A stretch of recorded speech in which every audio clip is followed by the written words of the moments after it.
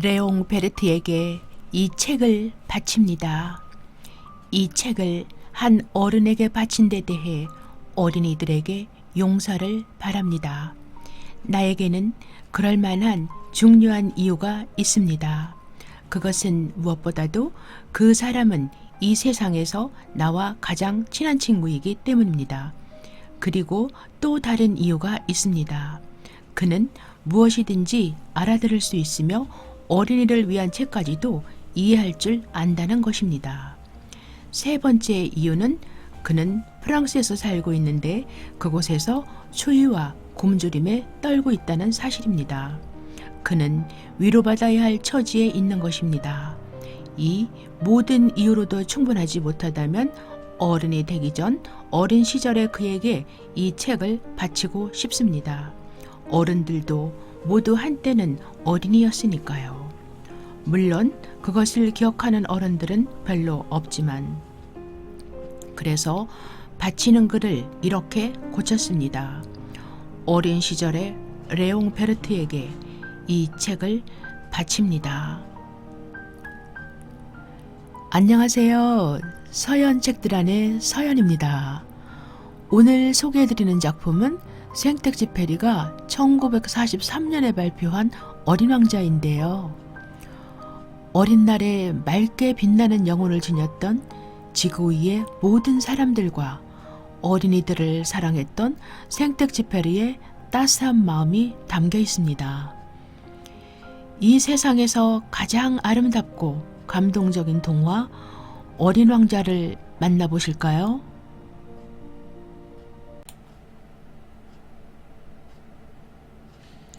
어린 왕자가 7번째로 찾아온 별은 지구였다. 지구는 시시한 다른 별들과는 달랐다. 아주 신비로운 별이었다. 그곳에는 왕이 111명이나 있고 지리학자가 7,000명, 또 사업가가 90만 명, 술꾼은 750만 명, 허영심이 많은 사람은 3억 1,100만 명이나 되었다. 지구는 약 20억 명의 사람들이 살고 있는 커다란 별이었다. 지구가 얼마나 큰지는 전기가 발명되기 전에 가로등에 불 켜는 사람이 군대만큼이나 많은 46만 2,511명이나 있었다는 이야기를 들으면 알 수 있다. 불을 켜는 사람들이 가로등에 불을 밝히는 광경은 참으로 황홀하고 멋졌다. 그 사람들의 움직임은 마치 오페라 발레단의 무용수처럼 질서 있게 보였다. 가장 먼저 뉴질랜드와 오스트레일리아 사람들이 나타나 가로등에 불을 켜고 사라지면 중국과 시베리아의 가로등에 불 켜는 사람들이 무대에 나타나 춤을 추기 시작한다. 그들이 무대 뒤로 사라지면 러시아와 인도의 가로등에 불을 켜는 사람들이 나타났다가는 사라진다. 그 다음은 아프리카와 유럽, 남아메리카와 북아메리카에 불을 켜는 사람들이 차례로 나타나 무대를 아름답게 장식한다. 그들이 무대에 입장하는 순서는 한 번도 바뀐 적이 없었다. 참으로 장엄한 광경이었다. 다만 북극과 남극에는 각각 하나밖에 없는 가로등에 불을 켜는 사람도 각각 한 사람씩 있어 마음껏 게으름을 부리고 있었다. 그 두 사람은 1년에 2번만 일하기 때문이었다. 재치있게 이야기하려고 하다 보면 사실과는 좀 다르게 거짓말을 하게 될 수도 있다. 그러니까 내가 말한 가로등 켜는 사람의 이야기가 모두 사실이라고는 말할 수 없다. 지구에 처음 온 사람은 이 이야기를 듣고 지구에 대해 선입관을 가질 수도 있다. 사람들은 지구의 넓은 공간 중에서 아주 작은 윗부분만을 차지하고 살아간다. 지구에 사는 20억 명의 사람들이 한 곳에 모이려면 가로 세로 30km의 땅이면 된다. 이것은 태평양에 있는 작은 섬 하나에 불과하다. 물론 어른들은 이 말을 믿지 않을 것이다. 어른들은 자신들이 굉장히 넓은 자리를 차지하고 있는 줄로 생각한다. 그리고 바오바브 나무처럼 자신들이 무척 중요한 사람이라고 생각한다. 어른들은 숫자를 좋아하니까 직접 계산해 보라고 해야 한다. 그러면 아주 좋아하면서 즉시 해볼 것이다. 하지만 여러분은 이 문제를 푸느라고 쓸데없이 시간을 낭비하지 않아도 된다. 내가 하는 말을 그냥 믿기만 하면 되는 것이다. 지구에 도착한 어린 왕자는 사람이 한 명도 보이지 않아 깜짝 놀랐다. 별을 잘못 찾아온 것이 아닐까? 걱정이 되기 시작했다. 그때 노란 달빛 같은 고리가 모래 속에서 꿈틀거렸다. 자세히 보니 그것은 노란 뱀이었다. 안녕. 어린 왕자는 먼저 말을 걸어보았다. 안녕. 뱀이 대답했다. 난 지금 어느 별에 있는 거야?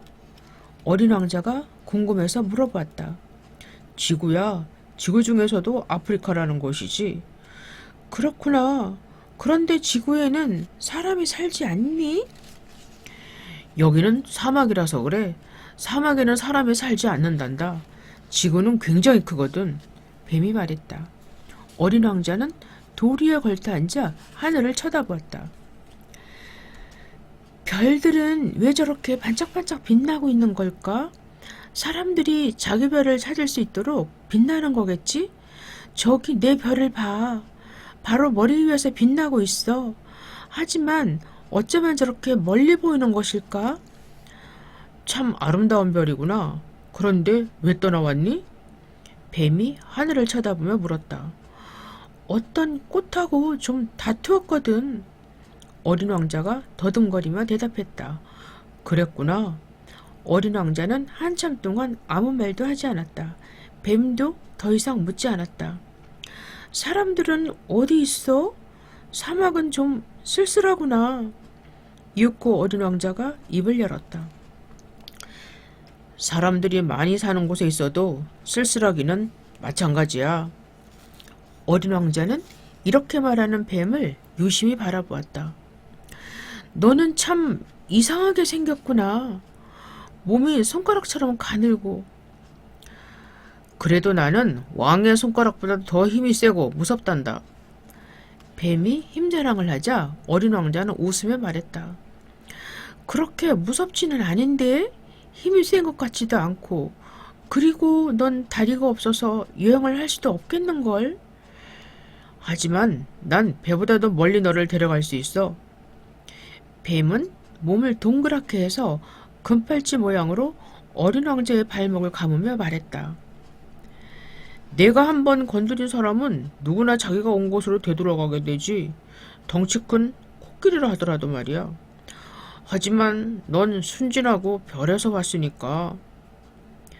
뱀은 곧 어린 왕자의 다리를 풀어주었다. 하지만 어린 왕자는 뱀에게 아무런 대답도 하지 않았다. 너처럼 순진하고 약한 아이가 돌투성이 땅 위에 있는 걸 보니 가여운 생각이 드는구나.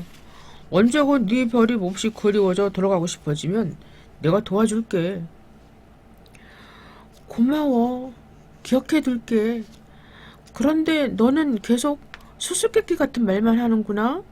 어린 왕자가 말했다. 나는 그 모든 것을 해결할 수 있거든. 뱀이 대답했다. 그리고 나서 어린 왕자의 뱀은 입을 다물고 아무 말도 하지 않았다. 어린 왕자는 쉬지 않고 사막을 가로질러 갔다.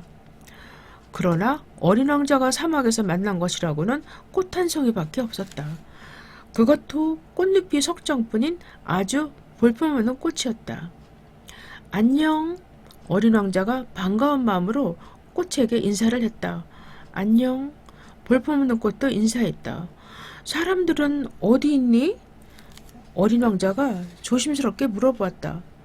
꽃은 낙타를 타고 지나가던 사람들의 모습을 본 것이 생각났다. 몇 해 전인가 17명쯤 되는 사람들이 이곳을 지나간 적이 있었어. 하지만 어디로 가야 그들을 만날 수 있을지는 모르겠어. 바람에 밀려다니니까. 그들은 한 곳에 머물러 있지 않거든. 그게 문제야.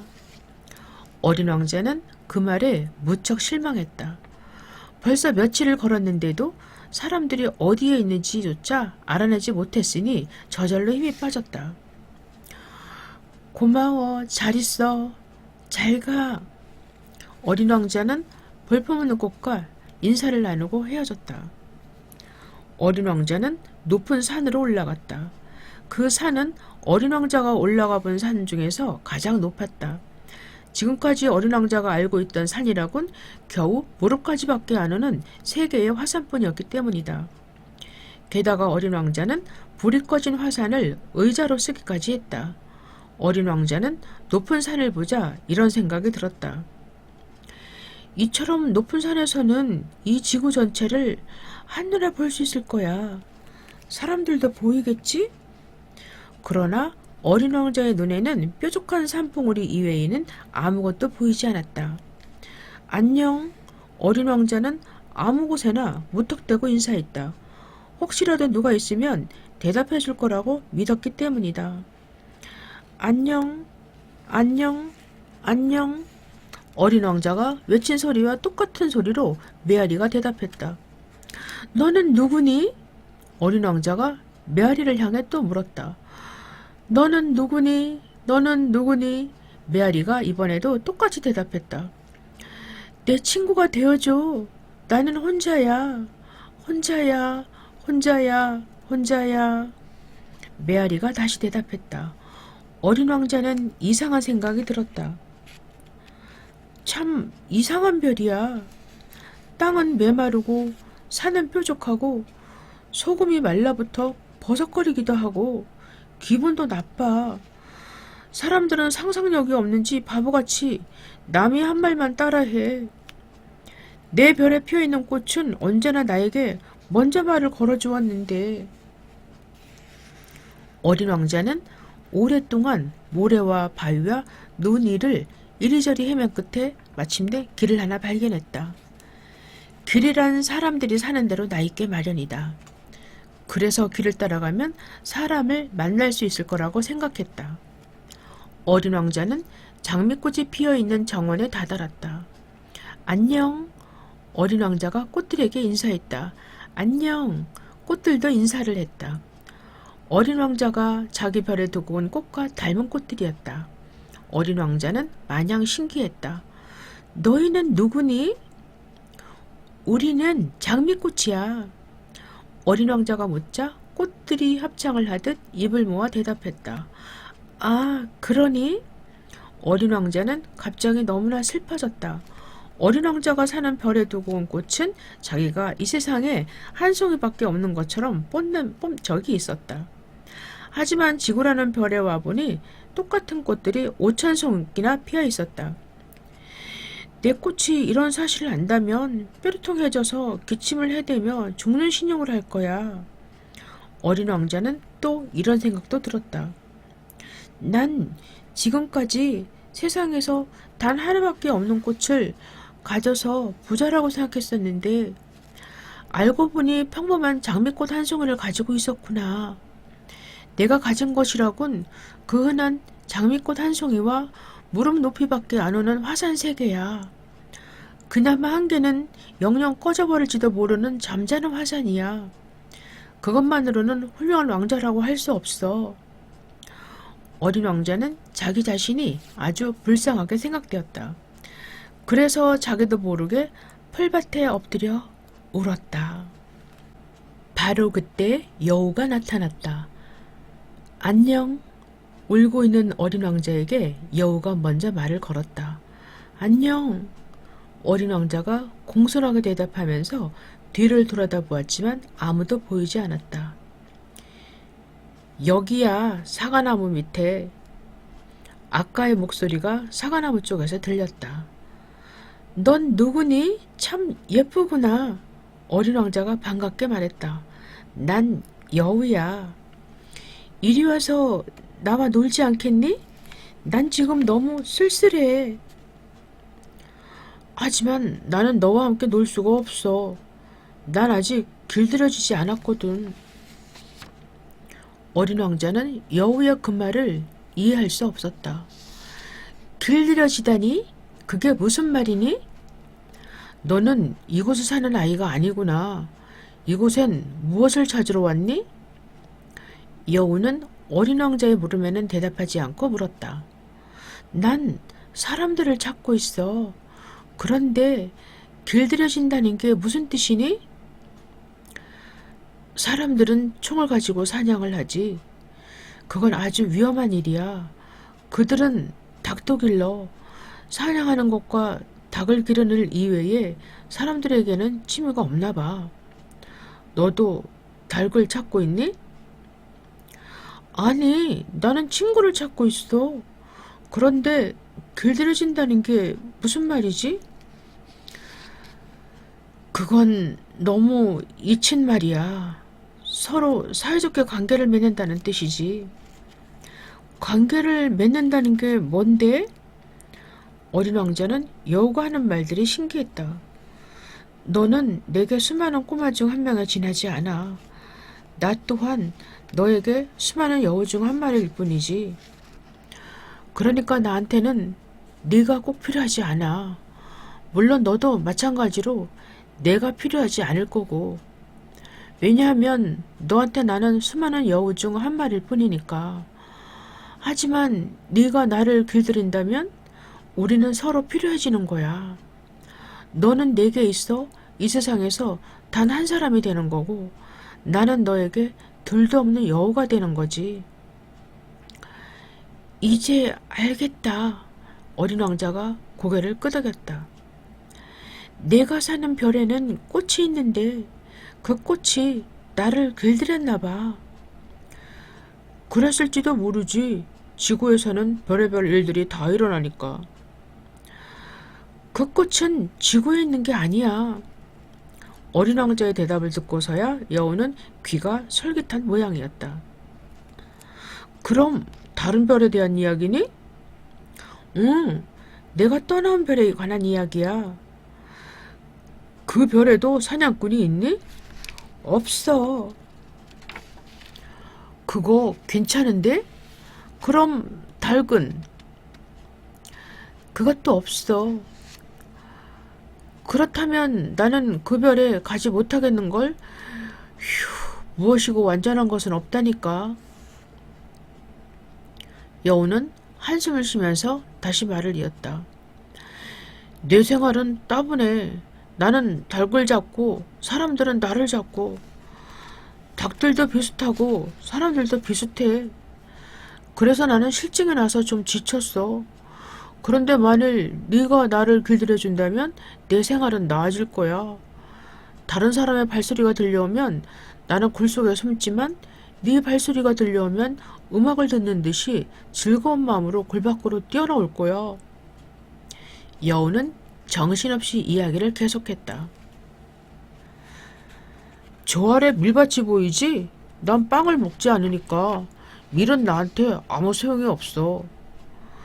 그러니까 밀밭을 보아도 내 머릿속에는 떠오르는 게 없단다. 그런 게 난 너무 슬퍼. 그런데 네 머리는 금빛이구나? 네가 나를 길들여 놓으면 정말 근사할 거야. 황금빛 밀밭을 보면 금빛으로 빛나는 네 머리카락이 생각나 너를 그리워하게 될 테니까. 어쩌면 밀밭으로 지나가는 바람 소리조차도 좋아지겠지. 잠시 말을 멈추고 어린 왕자의 얼굴을 쳐다보던 여우가 말했다. 나를 길들여줘, 제발. 어린 왕자는 잠시 머뭇거렸다. 그럴게. 그런데 나한테는 시간이 별로 없어. 친구들을 찾아야 하니까. 네가 정말 친구를 갖고 싶다면 나를 길들여봐. 사람들은 이미 길들여진 것밖에는 몰라. 무엇을 알 시간이 없어진 거지. 무엇인지 자기가 길들이지 않으면 아무것도 제대로 알 수가 없단 말이야. 사람들은 가게에서 이미 만들어져 있는 것들을 사지. 하지만 친구를 파는 가게는 없어. 그래서 사람들은 이제 친구가 없게 된 거야. 만약에 네가 친구를 갖기 원한다면 나를 길들이렴. 내가 뭘 해야 하니? 어린 왕자는 길들이려면 어떻게 해야 하는지 물었다. 우선 참을성이 많아야 해. 처음에는 내게서 좀 떨어져서 풀 위에 그냥 앉아 있어. 내가 곁눈으로 너를 쳐다보더라도 아무 말도 하지 말아야 해. 말이란 가끔 오해를 낳기도 하니까. 그러면서 매일 조금씩 내게로 다가오는 거야. 그 다음날 어린 왕자는 다시 여우를 찾아갔다. 그러자 여우가 말했다. 언제나 같은 시각에 오는 게 더 효과적이야. 예를 들어 네가 오후 4시에 온다면 난 3시부터 행복해지기 시작할 거야. 시간이 지날수록 점점 더 행복을 느끼게 되겠지. 그리고 오후 4시가 되면 난 가슴이 뛰어 안절부절 못할 거야. 행복이 얼마나 소중한가를 알게 되는 거지. 그런데 네가 아무 때나 불쑥 나타난다면 난 언제쯤 너를 기다려야 할지 모르잖아. 그래서 의식이 필요한 거야. 의식은 또 뭐야? 어린 왕자는 또다시 물었다. 그것도 사람들에게 너무나 잊혀졌어. 여우가 말했다. 다르게 만드는 거야. 어떤 날을 보통 때의 날들과 다르게 하고 어떤 시간을 보통 때의 시간들과 다르게 만드는 거지. 나를 쫓아오는 사냥꾼들은 그런 의식이라는 게 있어. 예를 들면 사냥꾼은 매주 목요일에는 동네 아가씨들하고 춤을 추지. 그래서 목요일은 아주 즐거운 날이란다. 나는 목요일이면 포도밭까지 산책을 하러 갈 수 있어. 만약 사냥꾼들이 아무 때나 아가씨들하고 춤을 춘다고 해봐. 모든 날들이 다 똑같으니 내가 마음껏 쉴 수 있는 날이 없을 거 아니겠어? 이렇게 해서 어린 왕자는 여우를 길들였다. 어린 왕자가 떠날 시간이 가까워자 여우는 슬픈 얼굴로 말했다. 네가 떠나면 난 울 것 같아. 그건 내 탓이 아니야. 난 너를 괴롭힐 생각이 조금도 없었는데 네가 길들여달라고 했어. 그래. 그런데도 넌 울려고 하잖아? 여우는 아무 말도 하지 않았다. 그럼 넌 아무것도 얻은 게 없구나. 어린 왕자가 여우에게 말했다. 얻은 게 있어. 밀빛깔 말이야. 여우는 잠시 말을 멈췄다가 다시 말하기 시작했다. 가서 장미꽃들을 다시 한번 봐. 네가 사랑한 장미꽃은 이 세상에 오직 하나뿐이라는 것을 알게 될 거야. 여우는 어린 왕자가 장미꽃을 만나러 간다고 하자 목소리를 낮추어 중얼거렸다. 네가 나한테 작별 인사를 하러 다시 오면 선물로 비밀을 하나 가르쳐 줄게. 어린 왕자는 장미꽃을 만나러 갔다. 너희는 내 장미꽃하고 달라. 나한테는 너희가 그냥 피어있는 꽃일 뿐이야. 왜냐하면 난 너희를 길들이지 않았으니까. 여우도 너희와 마찬가지였어. 몇만 마리의 다른 여우와 똑같았지. 그렇지만 난 그 여우를 길들여서 친구가 되었고 이제 그 여우는 내게 세상에 단 하나밖에 없는 여우가 되었어. 어린 왕자의 말을 들은 장미꽃들은 기분이 상해 어쩔 줄 몰랐다. 어린 왕자는 또 이런 말을 했다. 너희는 예쁘기는 하지만 속이 텅 비었어. 아무도 너희를 위해 죽어주지 않으니까 말이야. 물론 내 장미도 지나쳐가는 사람들에게는 그렇게 보일 수 있겠지. 하지만 내게는 내 장미꽃 한 송이가 너희 모두를 합한 것보다 더 소중해. 왜냐하면 내가 정성 들여 가꾼 꽃이니까. 내가 물을 주었고 유리도끼를 씌워 바람을 막아주었어. 나비를 보게 하려고 애벌레 2~3마리만 남기고 벌레도 잡아주었어. 나는 장미꽃이 불평하는 소리와 자랑하는 소리를 들어주었고 때로는 아무 말도 않고 점잖게 있는 것까지도 지켜봐 주었어. 그 장미꽃은 내 장미꽃이었으니까.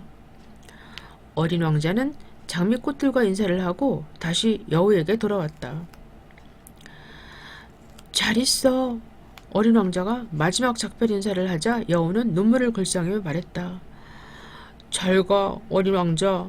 내가 마지막으로 비밀을 하나 알려줄게. 이건 아주 간단한 거야. 무엇이든지 마모의 눈으로 볼 때 가장 잘 볼 수 있다는 거야. 가장 중요한 것은 눈에 보이지 않거든. 여우가 이 말을 해주자 어린 왕자는 잊지 않기 위해 되풀이해서 외쳤다. 가장 중요한 것은 눈에 보이지 않는다. 가장 중요한 것은 눈에 보이지 않는다. 또 있어. 너의 별에 핀 장미꽃이 그토록 소중한 것은 그 꽃을 위해 네가 많은 시간을 보냈기 때문이지. 그래서 네 장미꽃이 그렇게 소중하게 된 거야. 어린 왕자는 여우가 가르쳐준 말을 계속해서 따라 외웠다. 내가 내 별에 장미꽃을 위해 시간을 보냈기 때문에 장미꽃이 소중한 거다. 사람들은 언제나 중요한 사실을 잊고 있어. 하지만 난 그걸 잊어선 안 돼. 네가 길들인 것에 대해서는 언제나 책임을 져야 한단다. 너는 네 장미꽃에 대해 책임이 있어. 난 내 장미꽃에 대해 책임이 있다. 어린 왕자는 여우의 말을 새겨두기 위해 몇 번이고 되풀이해서 말했다.